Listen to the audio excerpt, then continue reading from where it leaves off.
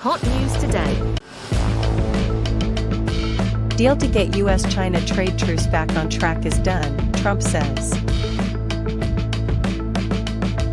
Washington/London, June 10, Reuters. President Donald Trump on Wednesday said he was very happy with the trade deal that restored a fragile truce in the US-China trade war, a day after negotiators from Washington and Beijing agreed on a framework covering tariff rates. The deal also removes Chinese export restrictions on rare earths minerals and allows Chinese students access to US universities. "We made a great deal with China. We're very happy with it," Trump told reporters before a performance at Washington's Kennedy Center on Wednesday evening. "We have everything we need, and we're going to do very well with it. And hopefully they are too." Earlier, Trump used his social media platform to offer some of the first details to emerge from 2 days of marathon talks in London that had, in the words of U.S.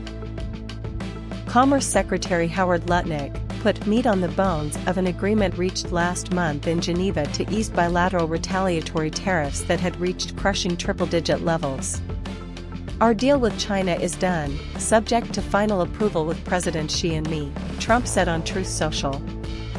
"Full magnets, and any necessary rare earths, will be supplied, up front, by China. Likewise, we will provide to China what was agreed to, including Chinese students using our colleges and universities, which has always been good with me. We are getting a total of 55% tariffs, China is getting 10%.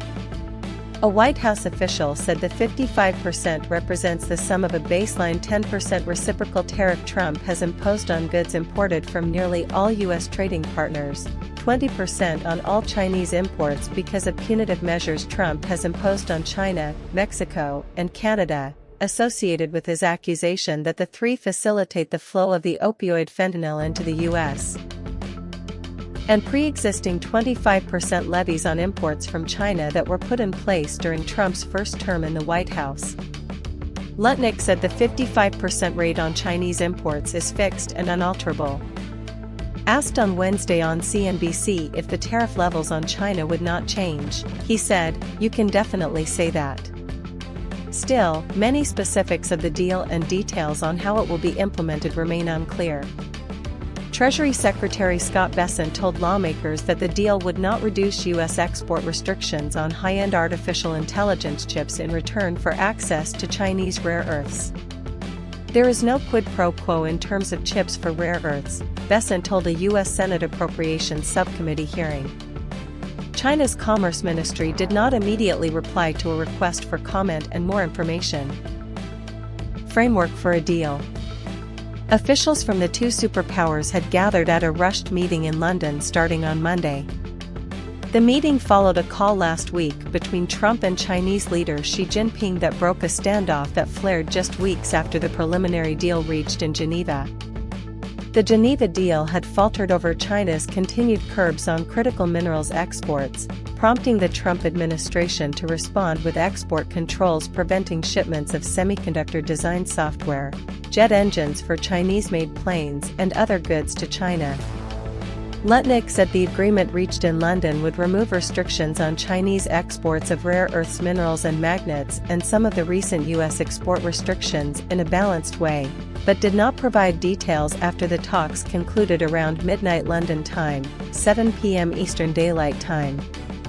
"We have reached a framework to implement the Geneva Consensus and the call between the two presidents," Lutnick said. "Both sides will now return to present the framework to their respective presidents for approvals," he added. "And if that is approved, we will then implement the framework," he said.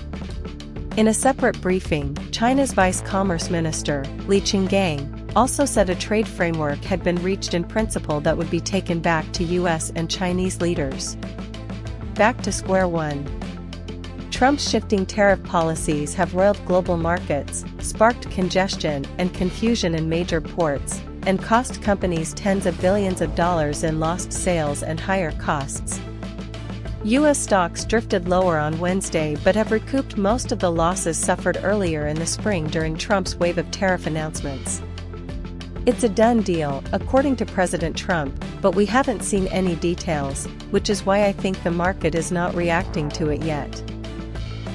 As with just about everything, the devil is in the details, said Oliver Persh, Senior Vice President and Advisor at WealthSpire Advisors in Westport, Connecticut. The World Bank on Tuesday slashed its global growth forecast for 2025 by 0.4 percentage point to 2.3%, saying higher tariffs and heightened uncertainty posed a significant headwind for nearly all economies. The US-China deal may keep the Geneva Agreement from unraveling over dueling export controls, but does little to resolve deep differences over Trump's unilateral tariffs and long-standing US complaints about China's state-led, export-driven economic model. If China will course correct by upholding its end of the initial trade agreement we outlined in Geneva, and I believe after our talks in London, they will, then the rebalancing of the world's two largest economies is possible, Besson told a separate House of Representatives hearing hours after returning from the London talks. The two sides left Geneva with fundamentally different views of the terms of that agreement and needed to be more specific on required actions, said Josh Lipsky, Senior Director of the Atlantic Council's Geoeconomics Center in Washington. They are back to square one, but that's much better than square zero, Lipsky said. It was not immediately clear from Trump's comments where things stood regarding the timeline for a more comprehensive deal that was reached last month in Geneva, a deadline set at that time for August 10.